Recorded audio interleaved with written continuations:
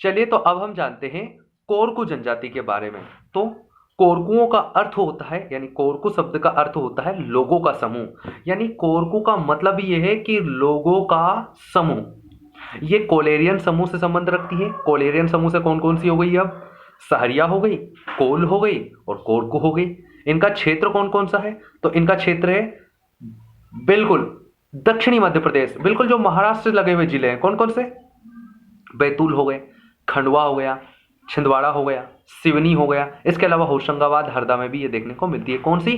कोरकू जनजाति।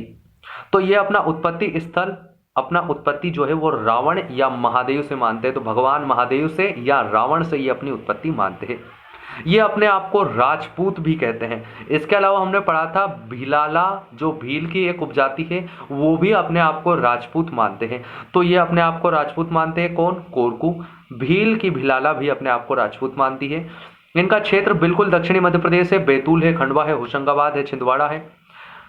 सतपुड़ा को अपना घर मानते हैं, यानी कि सतपुड़ा का घर, सतपुड़ा कोरकू जनजाति का घर किसे कहा जाता है? सतपुड़ा को। कोरकू जनजाति का घर सतपुड़ा, या सतपुड़ा को किस जनजाति का घर कहा जाता है? तो कोरकू का। सतपुड़ा पे गोंड भी रहती है, सतपुड़ा पे भारिया भी रहती है, सतपुड़ा पे बेगा भी रहती है, लेकिन सतपुड़ा को घर किस जनजाति का कहा जाता है? तो कोरकू जनजाति का घर सतपुड़ा को कहा जाता है। बैतूल निवासी जो कोरकू, यानी कि यहाँ पर ऐसा है कि जो पंचमढ़ी में जो कोरकू रहते हैं उन्हें एक अलग नाम दे दिया है, और जो बैतूल जिले में कोरकू रहते हैं उन्हें एक अलग नाम दे दिया है। तो यहाँ पर हम देख लेते हैं कि बैतूल जिले में जो कोरकू रहते हैं उन्हें किस नाम से जाना जाता है, और पंचमढ़ी में जो कोरकू रहते हैं उन्हें किस नाम से जाना जाता है। तो पंचमढ़ी में जंगली क्षेत्र है बिल्कुल, और वहाँ पर बंदर ही बंदर है, तो बंदर से आ जाएगा बंदोरिया। यानी कि पंचमढ़ी क्षेत्र में जो कोरकू रहते हैं उन्हें बंदोरिया कहा जाता है। कोरकू जो पंचमढ़ी क्षेत्र में रहते हैं उन्हें बंदोरिया कहा जाता है, जबकि बैतूल क्षेत्र में जो कोरकू रहते हैं उन्हें बाबरिया कहा जाता है।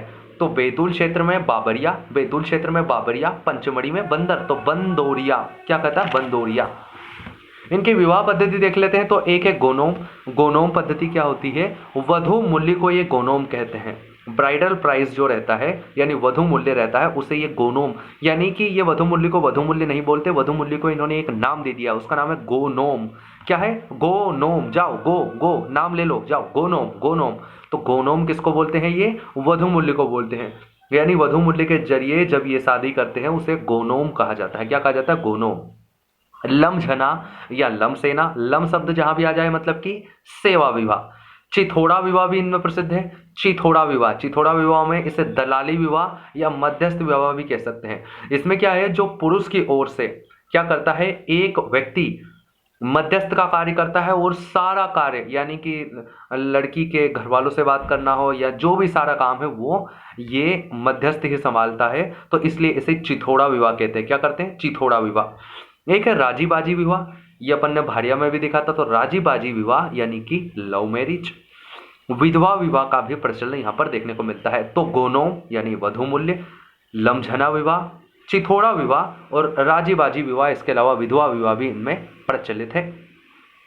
तलाक देख लेते हैं। तो तलाक भी इनमें संभव है, यानी ऐसी कौन सी जनजाति जिसमें तलाक का भी वर्णन है, यानी तलाक भी लिया जा सकता है। तो इसमें क्या है कि पति किस कंडीशन में तलाक ले सकता है? तो अगर पत्नी का चरित्र खराब हो तो पति इस बिहाफ पे क्या कर सकता है? तलाक ले सकता है। लेकिन पत्नी अगर पति से संतुष्ट ना हो तो पत्नी किसी और पुरुष के साथ जाकर रह सकती है। ये यहाँ पर छूट रहती है इनको।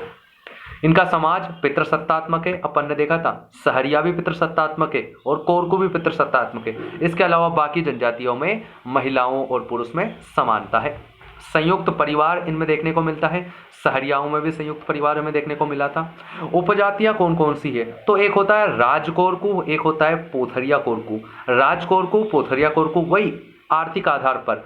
तो जो राजकोरकू होते हैं राजा, यानी ये भूस्वामी होते हैं, काफी अमीर होते हैं, और पोथरिया ये मजदूर होते हैं, गरीब होते हैं। तो पोथरिया कोरकू और राजकोरकू, पोथरिया कोरकू और राजकोरकू। इसके अलावा अन्य उपजातियां भी इनकी, जैसे पथरिया, रम, पथरिया, रम, रम पी के पत्थर मारो, रम पथरिया, रम पथरिया, बोबई, अरे भाई अरे भाई, दुलारिया, दुलारिया, भगाओ इसको दुलारिया। तो रम पथरिया बोबई दुलारिया, ये किसकी उपजातियां हैं? कोरकू की। कोरकू में जाति व्यवस्था भी देखने को मिलती है। तो मध्य प्रदेश की एक ऐसी जनजाति जिसमें हमें जाति व्यवस्था, यानी यहाँ पर भी ऊपर नीचे यानी अछूत, तुम नीचे तुम ऊपर, ऐसा यहाँ पर मानते हैं। किसमें? कोरकू जनजाति में। तो यहाँ पर कुल 4 जातियां हमें देखने को मिलती है कोरकू के अंदर। कौन कौन सी? कोरो, राक्षस, सराकू और बाना। कोरो, राक्षस, सराकू और बाना। कोरो, राक्षस, सराकू और बाना, ये क्या है? जातियां हैं कोरकू के अंदर। खाद्य पदार्थ इनका ज्वार और बाजरा की रोटियां खाते हैं। देवता इनके कौन कौन से हैं? तो मेघनाथ इनके सर्व प्रमुख देवता है। कौन से? मेघनाथ। इसके अलावा मुर्दादेव, मेघनाथ, मुर्दादेव, डोंगरदेव और भटवादेव। मेघनाथ, मुर्दादेव, डोंगरदेव, भटवादेव। मेघनाथ, मुर्दादेव, डोंगरदेव और भटवादेव, ये क्या है? इनके देवता है। झूम कृषि ये करते हैं। मृत्यु होने के बाद ये शरीर को दफनाते हैं। खास बात यही है कि ये दफनाते हैं। लेकिन इससे पहले हमने देखा था गोंड, गोंड दफनाते भी हैं, जलाते भी हैं। लेकिन कोरकू, कोरकू क्या करते हैं? सिर्फ दफनाते हैं। सिडोली प्रथा यहाँ पर प्रचलित है इनकी मृत्यु के पश्चात ये क्या करते हैं? सिडोली प्रथा में मृतक की कब्र बनाते हैं और कब्र के ऊपर काष्ठ यानी लकड़ी का एक स्मारक बनाते हैं।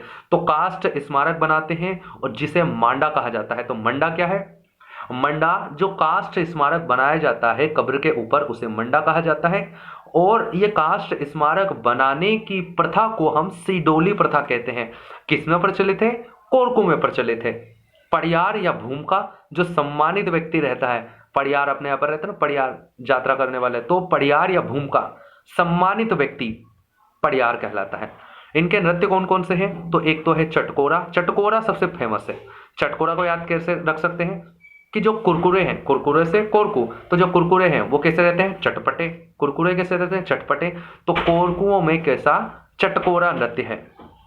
बरसात, बारात के स्वागत पर किया जाता है ये।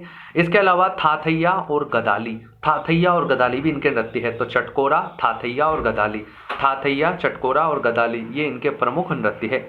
उत्सव और पर्व एक और देख लेते हैं, खम्ब स्वांग। तो खम्ब स्वांग इनका सबसे प्रमुख पर्व, उत्सव या नृत्य भी कह सकते हैं, कहीं कहीं पर नौटंकी भी कह सकते हैं। तो नौटंकी नृत्य है ये। खम्ब स्वांग खंबा लगाकर यहाँ पर मेघनाथ को समर्पित है। मेघनाथ की पूजा इसमें की जाती है। तो यहाँ पर लगभग कोरकू जनजाति के बारे में सारी चीजें समाप्त होती हैं। धन्यवाद।